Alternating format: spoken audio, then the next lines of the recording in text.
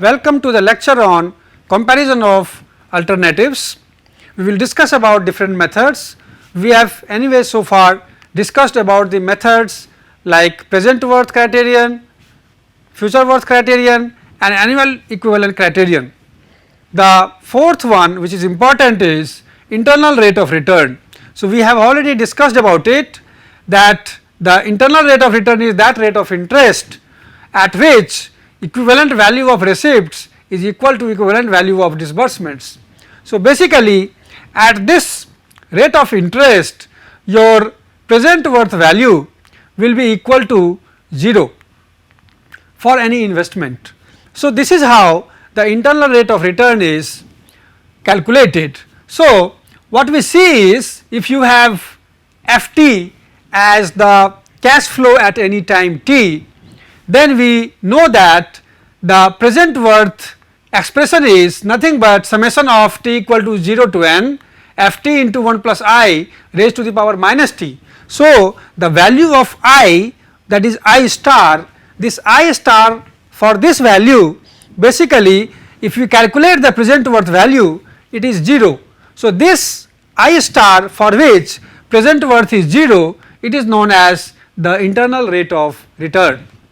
Let us see by an example that this is a cash flow diagram and which tells that in the year end of 0 you have a disbursement of 10,000 rupees, in the year end 1 you have disbursement of 8,000 rupees, then from 2 to 4 there is receipt of 5,000 rupees and there is receipt of 12,000 rupees in the year end 5. Now, we have to calculate what is the internal rate of return for this particular investment. Now, let us see how to calculate the internal rate of return for this particular cash flow. As we have discussed that PW I star should be equal to 0.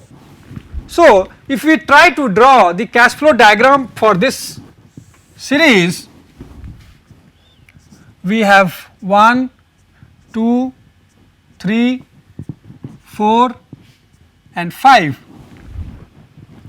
So, in the 0 year we have disbursement of minus 10,000,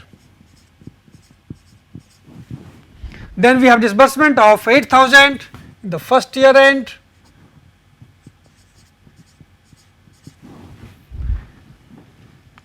we have 5,000 each during the second, third and fourth year,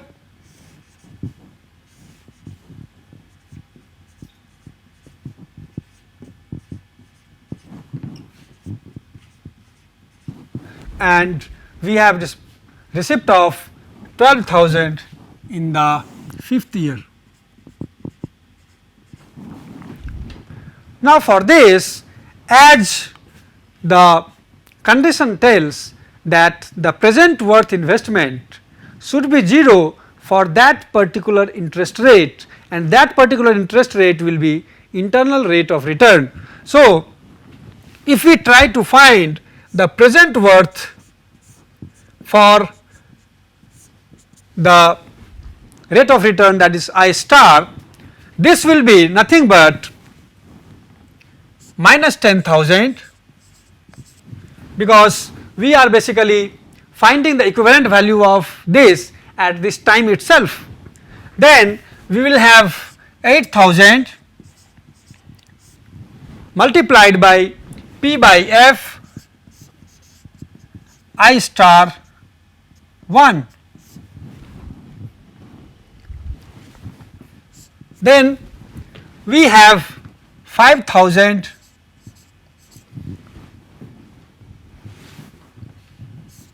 P by A I star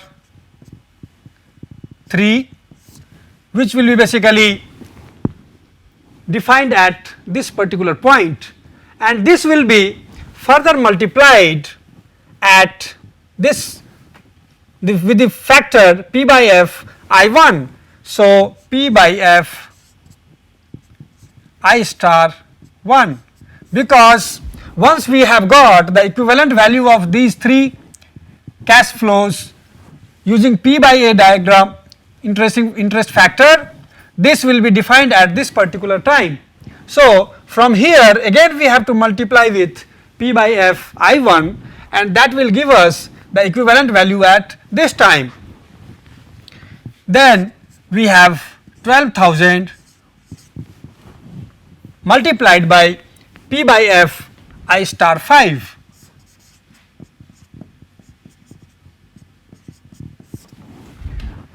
So, basically the internal rate of return will be that percentage of interest for which this value should be 0.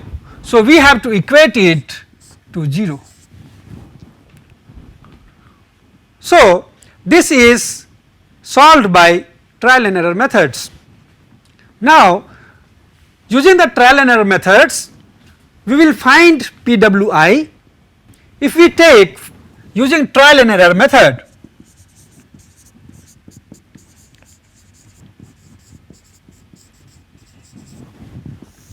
so let us start with the rate of interest as 0. So, if I star is taken as 0,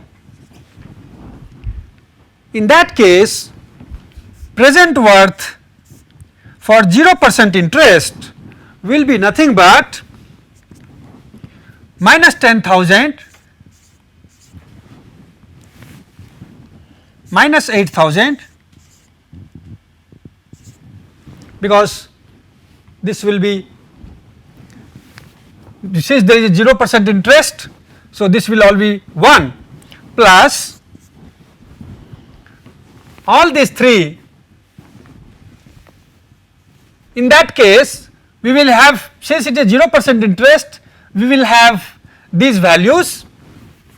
So, 5,000 P by A 03 will be 3, and this will be 1 again, plus this will be again 1. So, 12,000. So, 12 plus 15, 27,000 minus 18,000, and it is equal to 9,000.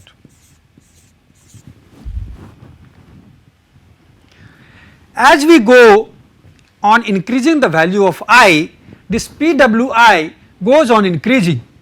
Let us see, we can check the value of present worth at 5% interest. When I star is 5, for that what will we have? Minus 10,000 minus 8,000 P by F 5,1 plus 5,000 P by A 5,3 multiplied by P by F 5,1 plus 12,000 P by F 5,5. So, we need to have these interest factors, and we can get these factors from the interest table of 5%. So, this is the 5% interest table. P by F 5,1 is 0.9523, excuse me, pardon me, this is 0.9523. Then P by A 5,3 is 2.7232, P by F 5,1 0.9523, P by F 5,5. So, P by F 5,5 will be here 0.7835. So, once we do this computation, we will get minus 10,000 minus 0.9523 multiplied by 8,000. So, this is 7618.4 plus 5000 multiplied by 2.7232 multiplied by 0.9523, this comes out to be 12966.5 plus 12,000 multiplied by 0.7835.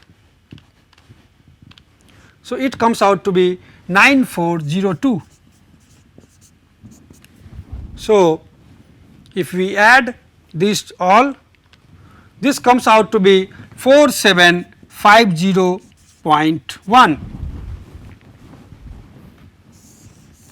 So, what we see is for the interest rate when it is taken as 5%, the present worth comes out to be 4750.1. So, if we draw basically a curve of present worth value, we have seen the interest rate values at 0, it was coming as 9,000, and then at 5% it has come to a decreased value.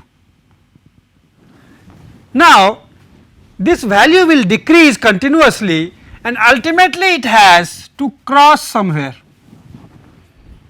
and this is the point where it crosses this x axis.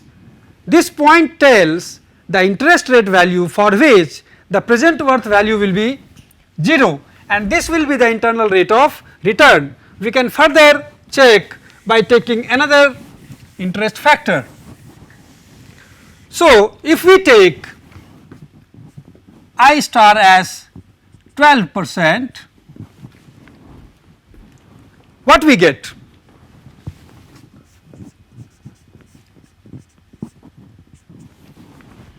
We get minus 10,000, minus 8,000, P by F 12.1,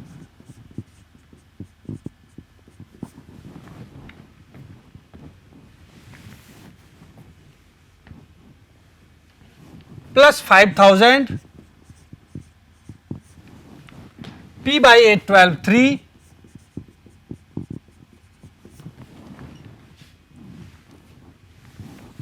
into P by F 12.1 plus 12,000 P by F 12.5.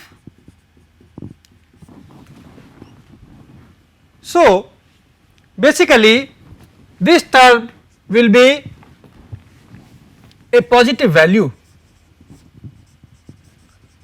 This we can complete when we solve the problem in the next lecture.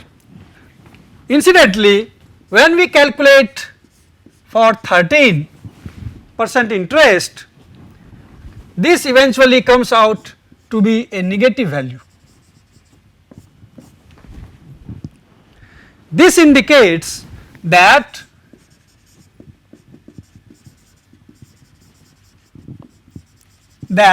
for I star value between 12 and 13%, PWI will be equal to 0, and this I star will be the internal rate of return.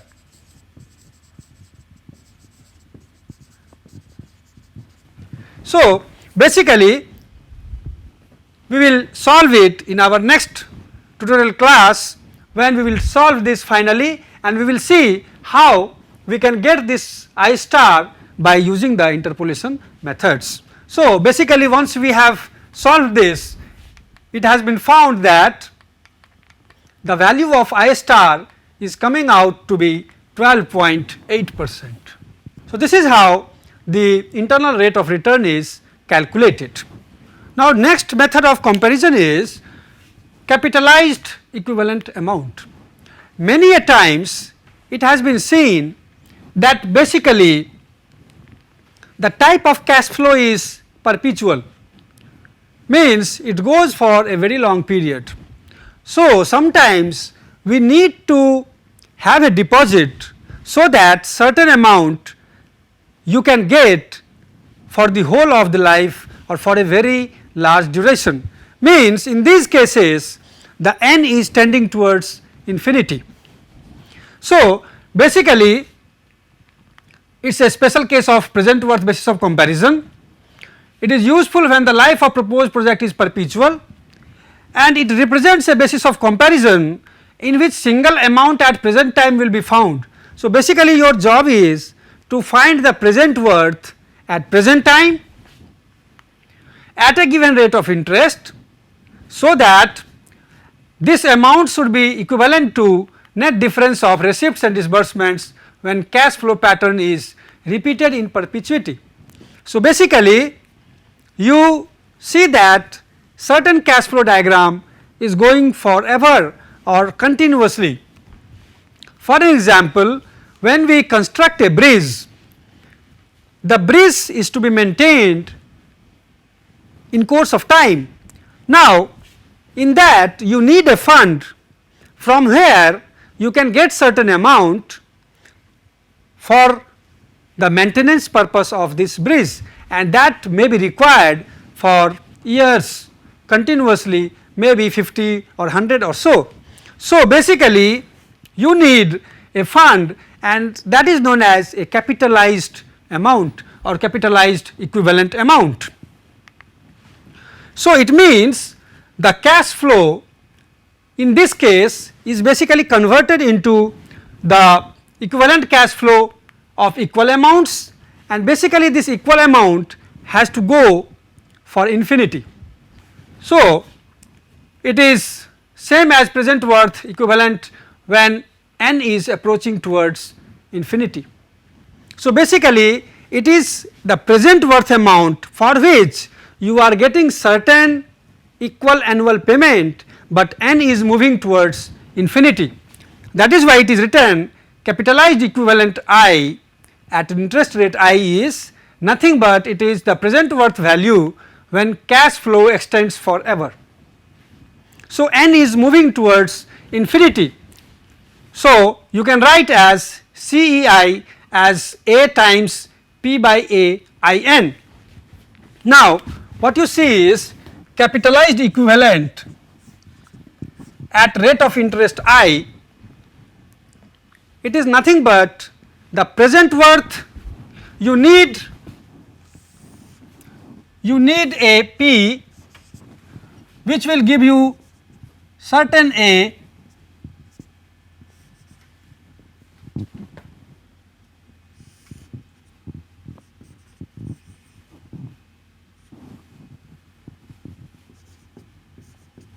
forever. So, n is infinity.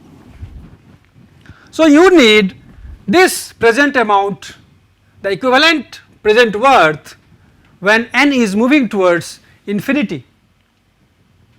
So, once you know the A can be multiplied with P by A I n,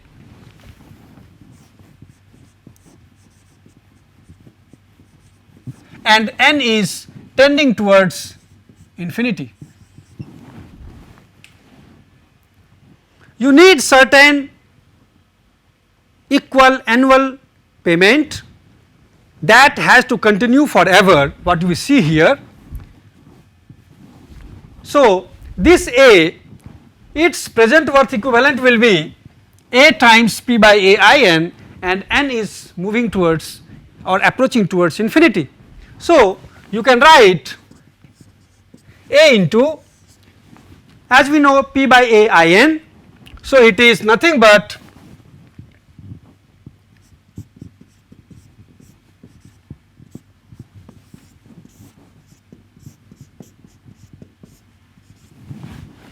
and this is the case when n is approaching towards infinity. So, we can write as a times limit n tends to infinity 1 plus I n minus 1 upon I into 1 plus I n. So, it can further be written as a times limit n tends to infinity 1 plus I n upon I into 1 plus I n minus limit n tends to infinity 1 upon I into 1 plus I n. So, as n tends to infinity, this will vanish and here this and this term will be cancelled. So, you get 1 by I. So, a times 1 by I, that is a by I. So, capitalized equivalent amount is nothing but the annual equivalent amount by I. So, this is how the capitalized equivalent amount is calculated. Now, if we look towards its meaning, it is nothing but the investment or an initial deposit which will earn certain interest and this interest amount will be given to you forever. So, A is nothing but P times I. So, basically it is that amount which is the interest earned on certain deposit and you are likely to get it forever. So, it is known as capitalized equivalent amount. Next is capital recovery with return. Now, capital recovery with return, it is under those cases where you have two types of expenditures, capital expenditures. One is the initial cost of the asset and the another type of cost is the return on this asset when you are disposing it at the end of its life. So, at the end of its life what you are getting is known as the salvage value. So, basically this is known as CRI. So, it is represented by the term CRI at particular I rate of interest.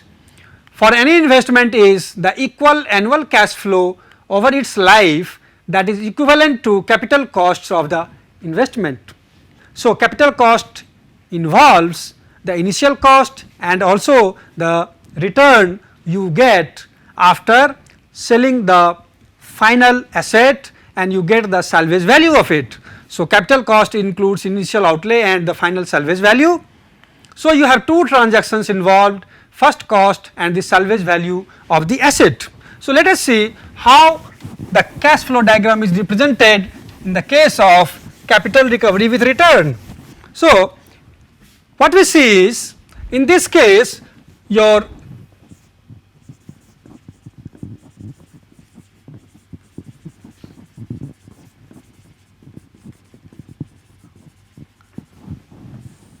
in this case the cash flow diagram is this.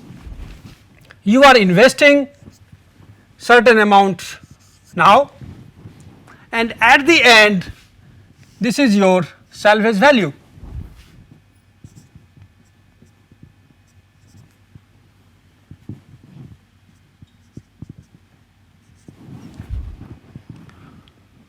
So, initially you have put in this amount and this is the final salvage value which you get it while selling all the property which you had.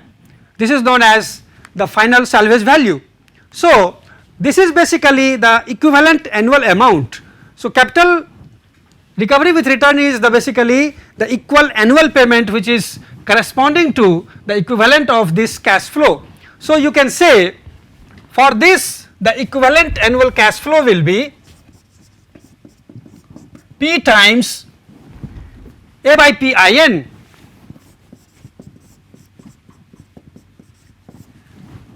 because once you multiply this P with factor A by P in, it will tell you certain A, which is basically a disbursement. Then this F also multiplied with A by F in will give you certain annual equivalent value. So, this is to be subtracted with A by F in. Now, as we see that A by F in is nothing but